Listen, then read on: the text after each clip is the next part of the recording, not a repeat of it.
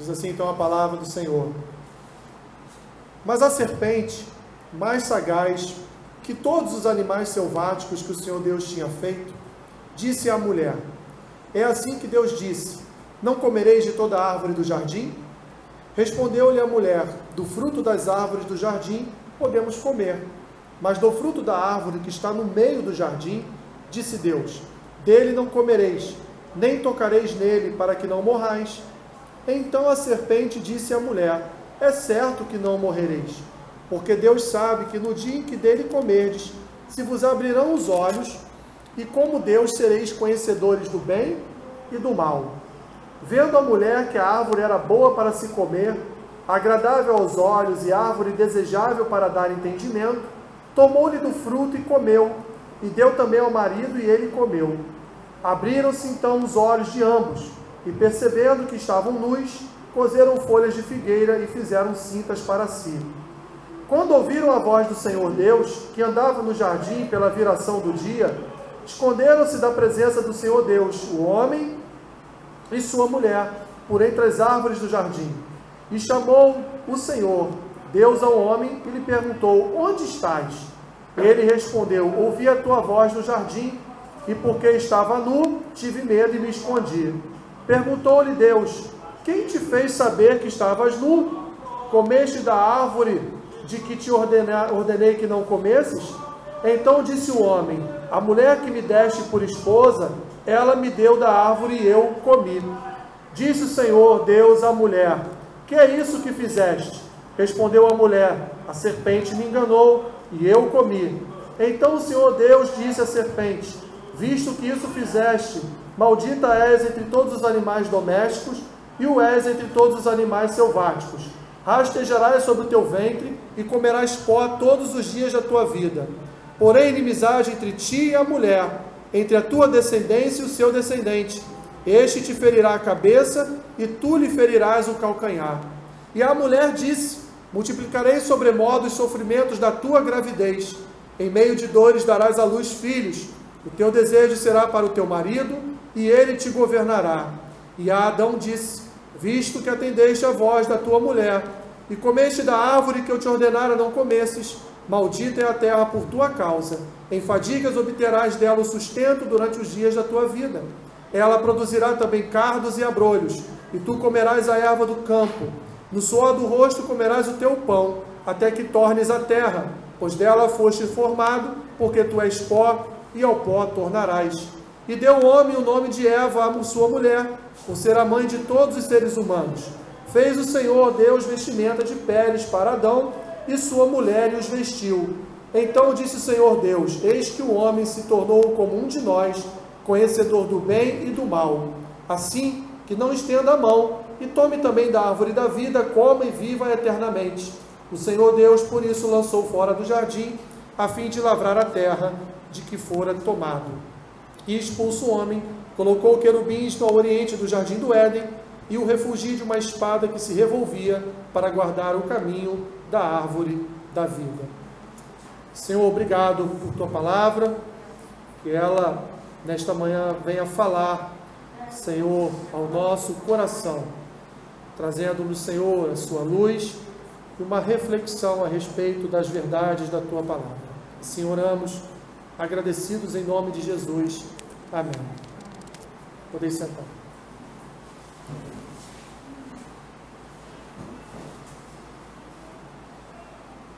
Meus irmãos, crise, essa é uma palavrinha que temos ouvido muito nos últimos anos. E, de fato, o que temos visto nas famílias é a propagação desta palavra, desta crise. Certamente, nunca na história da humanidade a família sofreu tanto como sofre agora. Nós vamos ver na história da igreja, vamos ver na própria história aí, no contexto geral da humanidade, momentos em que, de fato, famílias sofreram perseguições ou por sua etnia ou por sua crença religiosa, enfim. Mas, neste exato momento, no mundo que nós estamos vivendo, em pleno século XXI, a família está passando pela pior crise da sua história. E há entre nós uma espécie de desconforto, um desconforto familiar, um sentimento estranho que habita em nossas famílias, como se as coisas não estivessem caminhando como nós gostaríamos que elas caminhassem. E vivemos procurando soluções para que as coisas caminhem da forma que nós idealizamos no nosso imaginário. Nós procuramos fazer coisas corriqueiras, como toda família faz, né? Viagens, jantares, encontros familiares na nossa casa, reunindo aí filhos que talvez já tenham saído de casa, já tenham as suas próprias vidas. Estamos sempre buscando soluções para amenizar esse desconforto que há na nossa alma, porque olhamos para a nossa casa, olhamos para a nossa família e de fato parece que tem faltado alguma coisa, parece que tem faltado algo que nós não conseguimos perceber o que é, mas no fundo, se a gente fizer uma reflexão, nós saberemos o que é. Somos atacados por todos os lados. Muitas vezes tentamos nos defender com os nossos próprios escudos, que são frágeis, são fracos, são limitados, e nem sempre nós conseguimos verdadeiramente proteger a nossa casa com o nosso próprio braço, que não é forte, muito pelo contrário, é bem fraco. Vemos, meus irmãos, todos os dias se levantarem novos modelos familiares na humanidade. E não só isso, além de se levantar um novo modelo familiar na sociedade, a sociedade também hoje, ou o mundo, ou esse espírito que há no mundo, tem descaracterizado o verdadeiro modelo de família, tem descaracterizado o verdadeiro modo de viver em família, ou a formação de um corpo familiar, tem sido descaracterizado por esse mundo. Por exemplo, hoje, qualquer tipo de relação entre pessoas pode ser declarado ou chamado de família. Há uma busca hoje no meio social, uma busca na sociedade, há uma busca nesse mundo para uma degradação do conceito de família. Aliás, esse conceito de família, ele caminha para o fim dessa terminologia, ou pelo menos para grandes alterações no conceito desta terminologia que nós chamamos de família, aquele conceito da família judaico-cristã que nós conhecemos de homem, mulher e filhos. Isso está terminando, isso está acabando, e já estamos vendo ao longo de anos novos modelos familiares surgindo em nosso meio. E não se enganem, porque isso tem invadido, tem trazido também problemas para a igreja e para as famílias da igreja. Essa é, meus irmãos, a estratégia maligna de Satanás, que visa, através das famílias, atingir a igreja, atingir o corpo de Cristo. Esse plano, ele é proporcionado pelo diabo desde o início, desde o Éden, desde quando ele atacou Adão e Eva, como foi o texto que nós realizamos, fizemos aqui a leitura. Olhando para um contexto geral, meus irmãos, em relação a tudo que nós assistimos, a tudo aquilo que nós nos alimentamos diariamente, seja através de filmes, seja através de séries, seja através de programas de TV, enfim, todos eles são unânimes em afirmar, ou pelo menos propagar, tentar propagar esse novo conceito de família, esses novos conceitos que muitas igrejas têm colaborado e têm aceitado em seu meio, né? Vamos aqui, não vou citar o nome da igreja, mas há uma igreja tradicional nos Estados Unidos, há uma igreja também tradicional, fundada inclusive na Inglaterra, uma igreja centenária, que hoje realiza casamentos de homossexuais. Ou seja, absorveram a sua doutrina, a sua liturgia, essa possibilidade de casais homossexuais. E não só isso, ainda aceitam com colarinho no púlpito, no altar, pastores que declaradamente são homossexuais. Pastores que já declararam a sua preferência homossexual, a sua preferência pelo mesmo gênero, enfim. E tem aceitado isso. Igrejas centenárias, não são igrejas novas, de movimentos novos, são igrejas que há séculos tinham doutrinas robustas, tinham uma liturgia robusta, e hoje, não sei por conta do quê, não só do espírito deste mundo, mas talvez por questões financeiras, por questões, enfim, sociais, aceitaram então realizar esse tipo de coisa, né? Podemos chamar assim. Isso não é doutrina, isso é uma coisa estranha à igreja, estranha ao corpo, estranha à doutrina bíblica, realizada então na sua igreja. A primeira família, meus irmãos, que Deus criou, que é a família que está aqui registrada em Gênesis, que é a família formada por Adão e por Eva, as duas primeiras pessoas que Deus formou e ali os uniu para que eles formassem uma família. Essa família falhou no seu propósito enquanto família. E a falha desta família resultou também na colaboração principal para a falha de todas as outras famílias que vieram após Adão e Eva. Nós devemos pensar um pouquinho neste conceito, meus irmãos, porque as nossas famílias, elas não são perfeitas. Aliás, não existe família perfeita. Toda família tem os seus problemas, toda família tem os seus conflitos, toda família tem as suas dificuldades de convivência, as suas dificuldades do relacionamento, as suas dificuldades, às vezes, financeiras, que acabam trazendo problemas para o relacionamento. Enfim, tudo quanto é tipo de dificuldade habita no seio de uma família. E isso só acontece porque a primeira família falhou no propósito para o qual Deus os criou, que era viver no Éden, e ali no Éden, então, administrarem tudo aquilo que Deus estava colocando em suas mãos, nas mãos de Adão e de Eva. Por quê? Porque eles ouviram a voz do mundo, eles ouviram a voz da serpente. Eva ouviu a voz da serpente e, por conseguinte, levou esta voz também ao seu marido, ao seu companheiro Adão. E não só isso, meus irmãos, por causa disso, nós somos aqui profundos conhecedores de Gênesis 3, né?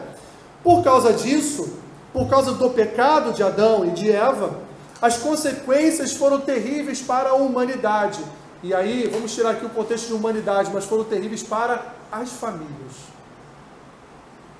A destruição ocorrida no Éden em relação a Adão e Eva trouxe também para nós, meus irmãos, para a nossa casa, dificuldades extremas. E dificuldades estas que Deus já arrolou aqui no próprio capítulo 3 de Gênesis.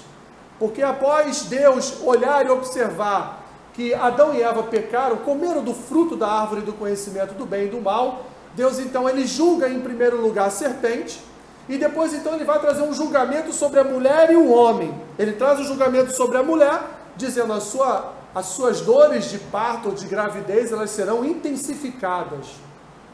E não só isso, você hoje vai ser governada pelo seu marido. Se Adão já era o cabeça, hoje então ele é mais ainda. O governo será maior ainda. E na história da humanidade, nós vamos reconhecer que de fato houve um julgamento sobre a mulher, né? Com as questões dessa submissão tão intensa, não nos dias de hoje, mas há séculos atrás, quando a mulher nem contada era no censo. Quando a mulher nem era levada em consideração numa sociedade. Isso fruto de um julgamento divino, meus irmãos.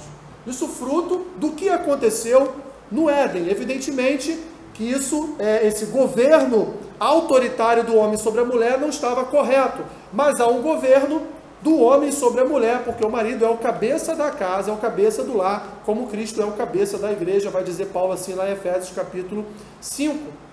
E sobre o homem, Deus também trouxe maldições, sobre o homem, Deus também trouxe um juízo. E qual foi o juízo? Olha, Adão, por tua causa a terra foi amaldiçoada. Se antes você obtinha o fruto da terra com facilidade, agora você vai ter que suar. Mas você vai ter que trabalhar. Você vai ter que suar muito para você conseguir agora o sustento. O seu trabalho será dobrado para que você se sustente, ou para que você sustente a sua casa. E não só isso. Além disso tudo, eles ainda foram expulsos da casa em que Deus havia colocado eles. Eles ainda foram expulsos ainda do Éden. O pior disso tudo, meus irmãos, é que houve um resultado para o pecado de Adão e Eva. Esse resultado está sobre as nossas vidas. E se há uma doutrina que nós devemos conhecer, em primeiro lugar, quando nós somos regenerados, quando nós nos convertemos, é a doutrina do pecado. Não é a doutrina da salvação, não é a doutrina, enfim, outras doutrinas, mas a principal delas é a doutrina do pecado. Porque, partindo da premissa ou do ponto de que nós somos pecadores, de que nós somos limitados, de que nós sofremos ainda a influência dessa natureza adâmica que habita em nós e habitará em nós até o último dia das nossas vidas, nós então vamos compreender toda a limitação e dificuldade que nós temos em relação à família e que a família também tem em relação uns aos outros. E nós precisamos compreender isso, meus irmãos. O que aconteceu de fato então com as famílias após essa ruptura, após essa quebra, após esse pecado cometido aqui no Éden por Adão e por Eva? No primeiro lugar, meus irmãos, houve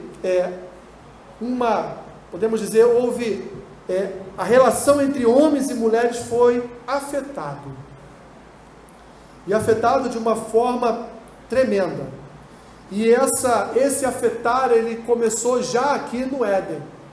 Quando Deus, na viração do dia, procura Adão, o que Adão está fazendo? Adão e Eva estão escondidos. Adão e Eva estão isolados. Adão e Eva não querem serem olhados por Deus e nem suportam olhar um para o outro, porque enquanto não haviam comido do fruto, enquanto não haviam experimentado do pecado, eles se olhavam e não havia maldade neste olhar, não havia este despertar de Eva está nua e Adão está nu, não havia esse despertar para esta maldade. Mas após comer o fruto, primeiro momento eles se observam e veem que estão nus. Então ali se vestem com folhas, tampam a sua nudez e querem agora se esconder de Deus, ou seja, vão se isolar de Deus. Há hoje, meus irmãos, aliás, sempre houve, até certo ponto, um isolamento do homem e da mulher. Mesmo em família, há momentos em que o homem, ele se isola da sua família. Um homem, por exemplo, com problemas financeiros, ele mente para a família, a não ser que a mulher saiba de tudo, né? Mas, via de regra, a maioria das famílias, a mulher não sabe muito bem a quantas anda a vida financeira ali da sua casa, do seu marido, né? Como é que está sendo gasto aquele dinheiro. E quando o homem está, então, passando por um problema financeiro, normalmente ele se isola, ele não quer ter muita conversa, não quer ter muito papo, porque ele vai acabar em algum momento dizendo que, olha, aquele jantar que a gente tinha combinado amanhã, a gente não pode, porque eu não tenho dinheiro, né? E não vou poder nem pagar no cartão, porque mês que vem também não vou poder pagar aqui essa dívida. Enfim, meus irmãos, uma ruptura nesse relacionamento entre marido e esposa, que deveria ser um relacionamento sem mentiras. Deveria ser um relacionamento sem coisas escondidas. Um deveria saber da vida do outro. Aliás, o marido e a esposa que não possuem uma conta conjunta, tem alguma coisa errada.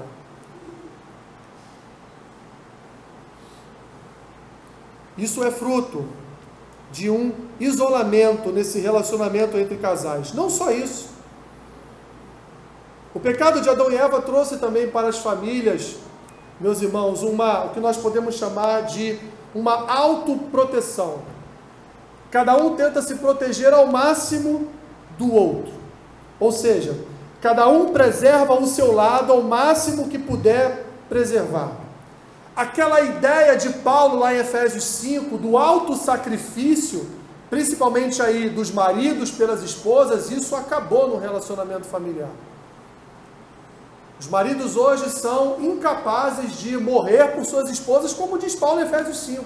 E Paulo não estava falando só para aquele contexto familiar, Paulo estava falando para os contextos familiares de hoje também. Aliás, para qualquer contexto familiar, Paulo estava falando aquela palavra.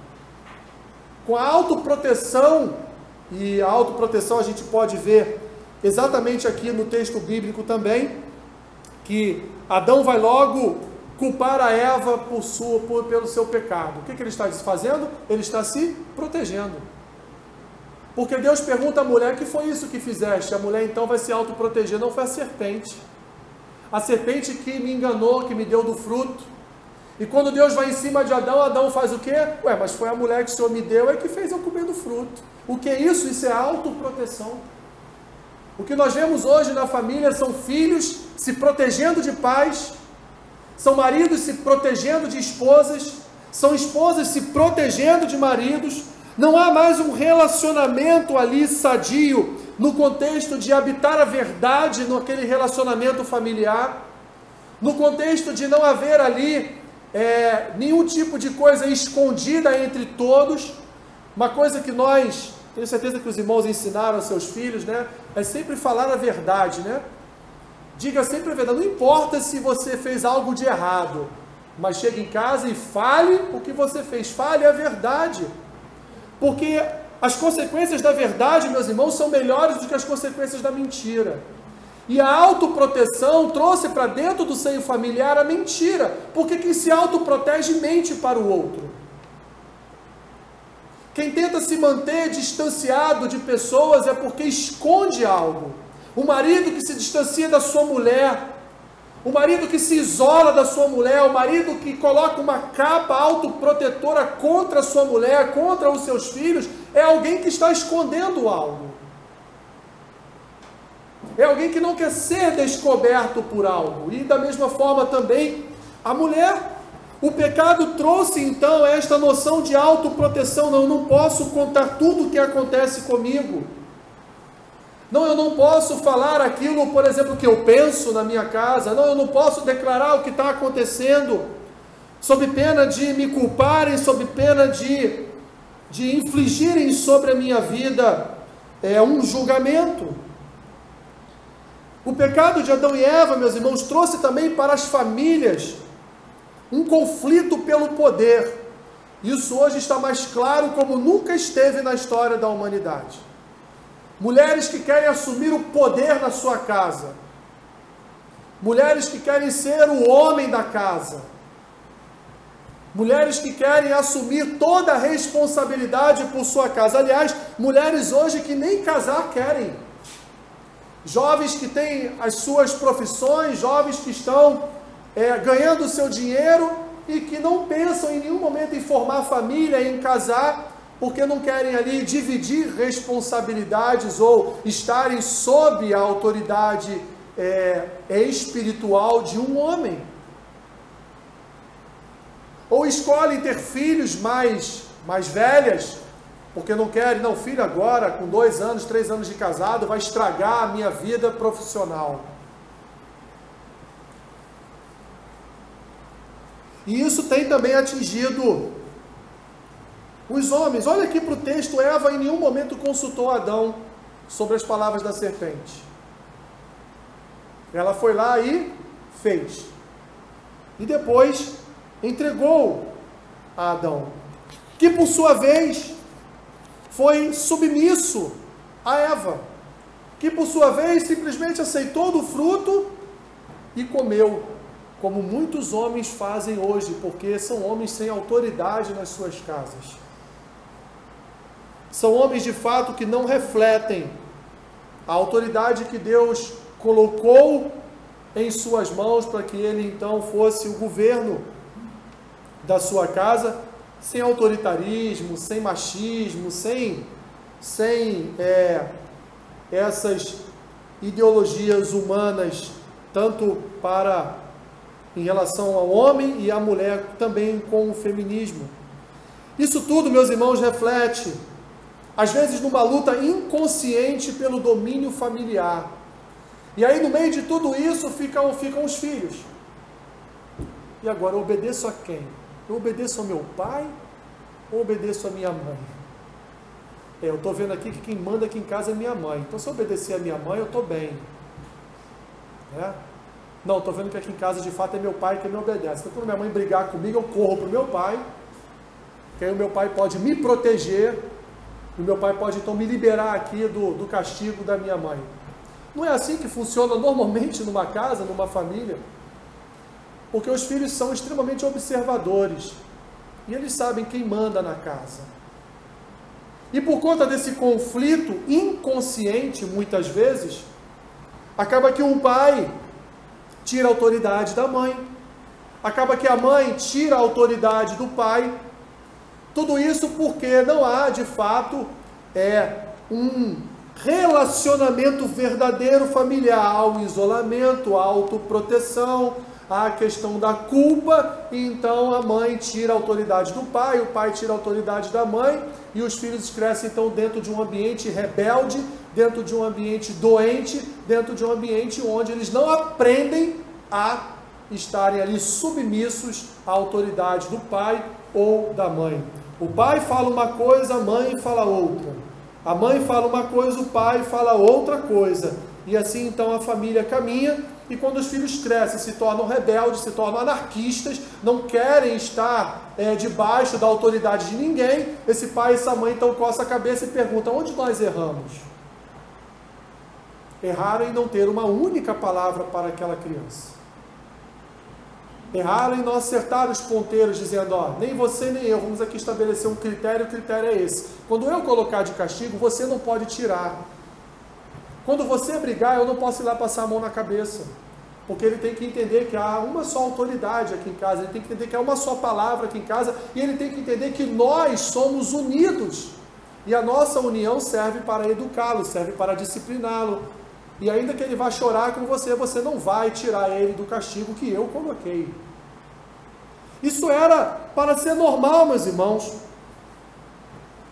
Isso era para ser algo muito corriqueiro em nossas casas. Outro problema que Adão e Eva trouxeram para as nossas casas também é a questão do individualismo. E esse é um problema grave. Porque, meus irmãos, porque o homem e a mulher tornaram-se referências para si mesmos. Lembra lá da história de Cristo, que o profeta não tem honra na sua casa? Normalmente nós não temos assim muita honra na nossa própria casa. Talvez porque em nossos lares eles conheçam todos os nossos pecados, né? Na nossa casa todo mundo conhece a gente, porque na nossa casa nós estamos ali descortinados. Não há máscaras, em nossa casa não há cortina que tampe a nossa face, não há nada ali que os engane, porque na nossa casa nós somos quem nós somos. Mas, meus irmãos, a questão do individualismo, tanto em relação ao homem quanto em relação à mulher, essa referência de si mesmo, ela tem trazido para os lares uma autossuficiência, ou seja, a mulher: eu não preciso de marido para nada. E o homem: eu não preciso de mulher para nada também. Afinal de contas, sei passar, lavar, cozinhar, sei fazer tudo, sei lavar o quintal, para que eu preciso de mulher?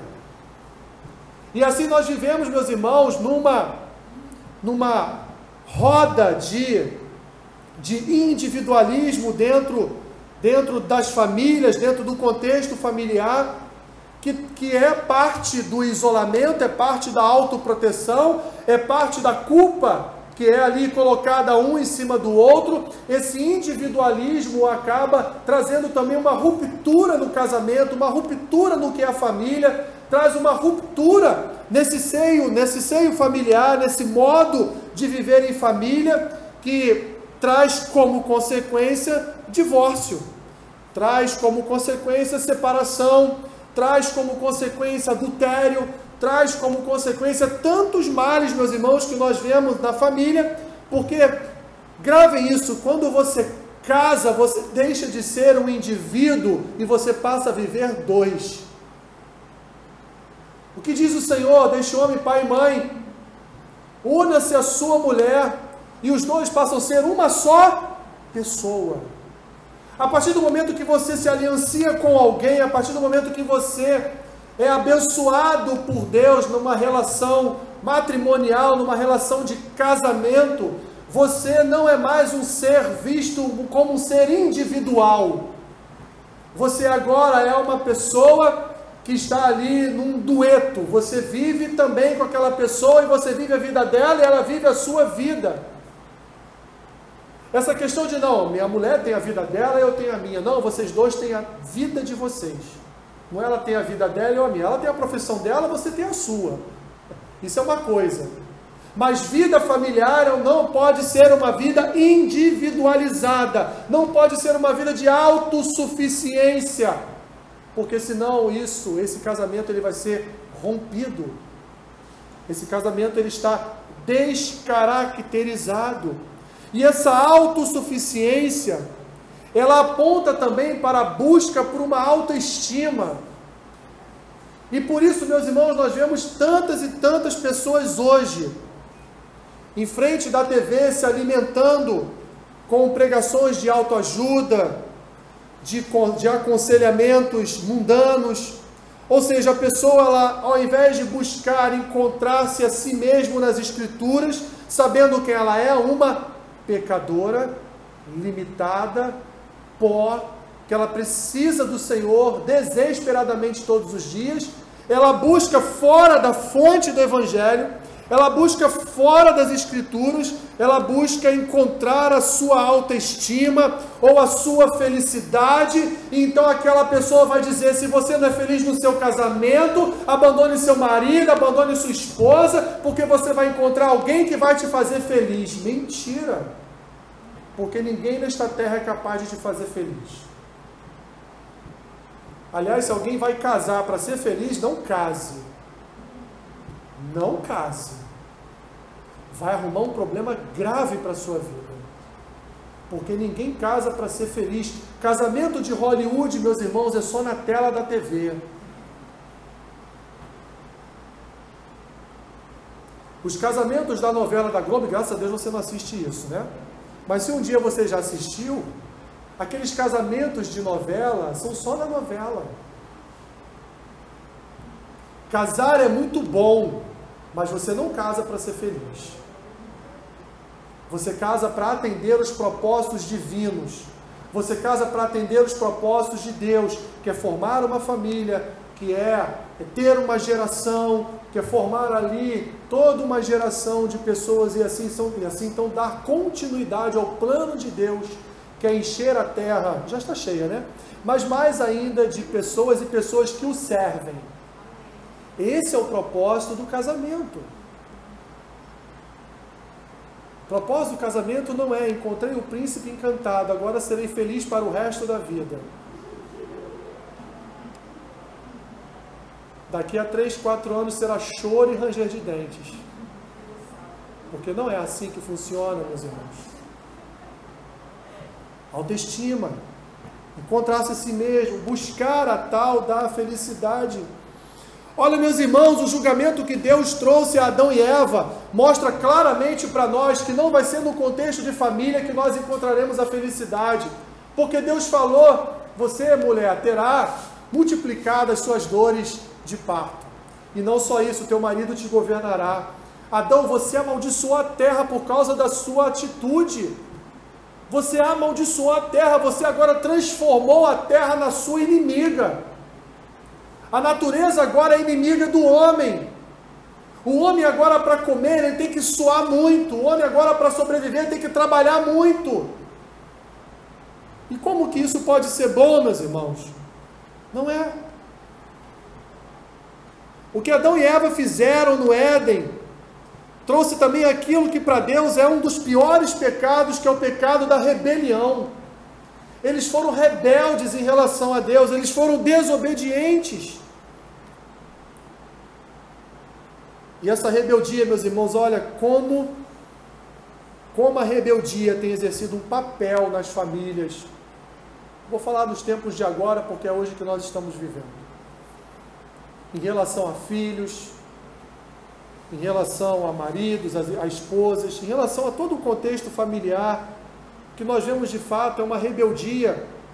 E o próprio Senhor Jesus, Ele sabia que a sua presença, a sua palavra, traria para dentro das famílias essa rebeldia. Quando Ele diz que, olha, eu não vim para trazer a paz, mas eu vim e trouxe junto comigo a guerra. Pais odiarão filhos, filhos odiarão pais, noras odiarão sogras, sogras odiarão noras, e assim por diante. O que a gente vê hoje dentro de algumas famílias, ou de talvez várias famílias, é esse espírito de rebeldia se levantando contra uma obediência divina, contra a palavra de Deus, contra as Escrituras. Quando nós tentamos falar de Deus, somos já ali interrompidos. Ainda esta semana, uma amiga uma conhecida estava falando comigo que todas as vezes que ela tenta falar algo de Deus dentro da sua casa, ela já é ali devorada pelos leões, já é devorada por seus filhos, que nem mesmo permitem só ela pronunciar a palavra Bíblia, eles não querem nem ouvir ela falar a respeito disso, e foram criados todos na igreja.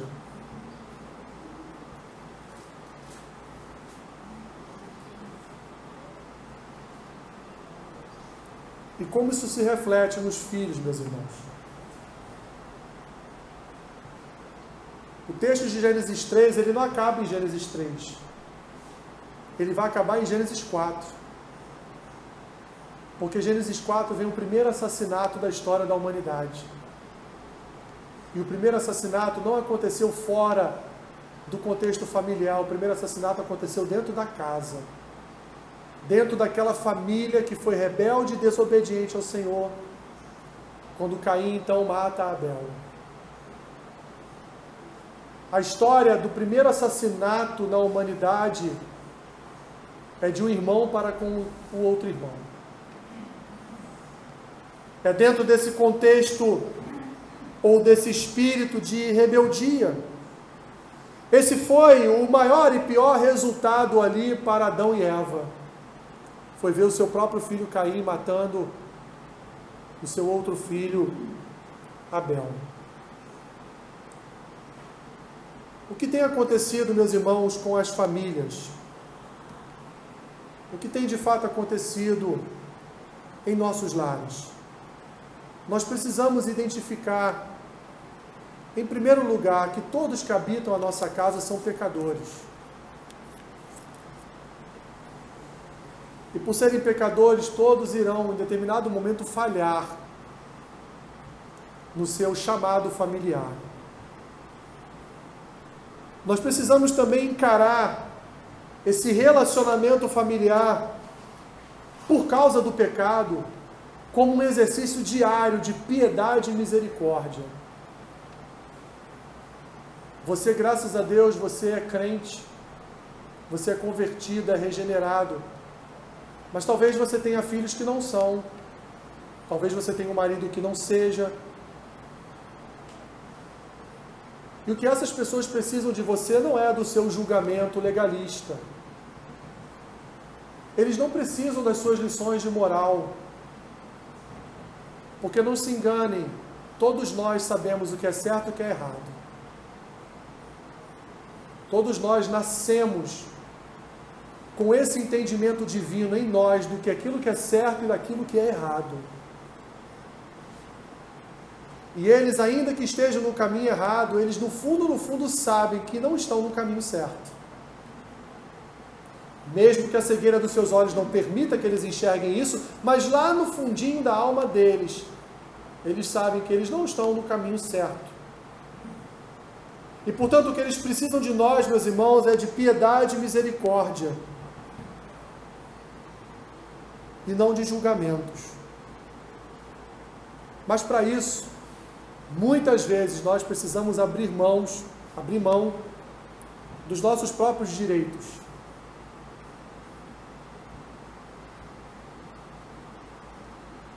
Eu posso, em determinado momento, exercer o meu direito de pai sobre o meu filho. Mas naquele momento convém? Dentro daquele contexto, naquela hora, convém eu exercer esse direito de pai sobre ele? Do castigo, do julgamento, da lição de moral, ou neste momento agora convém misericórdia, piedade, graça, amor, cuidado? Ao invés de impulsionar para a rebeldia, chamar para o lado. Ao invés de praticamente entregar nas mãos de Satanás, tentar puxá-lo para a mão de Deus. Eu não sei o que você passa na sua casa, passa na sua família. O que eu sei, meus irmãos, e isso eu posso dizer, é que tanto na minha quanto na sua casa nunca haverá perfeição. Mas nós precisamos entender que aqueles que estão ali, assim como nós também, mesmo crentes, são pecadores. E precisam da nossa ajuda, precisam da nossa mão, precisam do nosso cuidado. E quando nós entramos nesse ciclo de isolamento, autoproteção, nesse ciclo de luta pelo poder, nesse ciclo de autossuficiência, nós não estamos colaborando para que de fato a salvação chegue à nossa casa, chegue à vida da nossa família. Jesus falou que no mundo nós teríamos aflições, né? Ele falou num contexto geral, mas nas famílias nós teremos aflições. Mas nós devemos ter bom ânimo, porque nós servimos aquele que venceu. Nós servimos aquele que derrotou as obras do diabo na cruz. Nós vencemos aquele que cumpriu a sua palavra, que nós fizemos aqui a leitura, versículo 15. Ele pisou a cabeça da serpente. E nós temos que crer, meus irmãos, que a serpente, ela não tem mais poder sobre a nossa família. Ela não tem mais poder sobre a nossa vida. Ela pode até vir falar, mas nós conhecemos a palavra. Nós somos comunicadores da palavra, nós podemos comunicar a verdade para a nossa família. Mas de que forma nós comunicamos essa verdade? De que forma nós somos agentes de Deus para atrair a atenção da nossa casa para o Evangelho?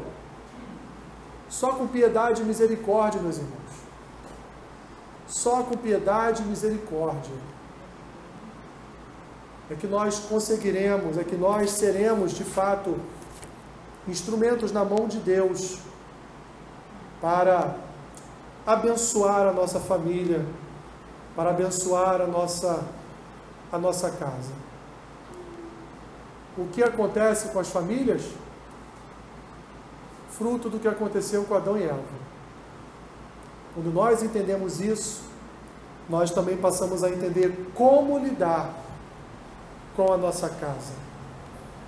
E espero que todos nós venhamos de fato aprender a lidar com os rebeldes da nossa casa. Senhor, obrigado por sua palavra, ó Deus, somos gratos a Ti. Tua palavra é fonte para nós de alegria, de salvação. Ela é a fonte de felicidade, Senhor. Ela é fonte de alimento, de graça, de amor, de misericórdia. Que essa misericórdia e essa piedade que habitam na Tua palavra estejam também em nós. E que a nossa casa, a nossa família possam receber, Senhor, a luz da piedade, a luz, Senhor, da Tua misericórdia. Tenha misericórdia, Pai, Tenha misericórdia dos nossos familiares. Sabemos que o Senhor os ama. E sabemos que o Senhor enviou o Teu Filho para salvá-los.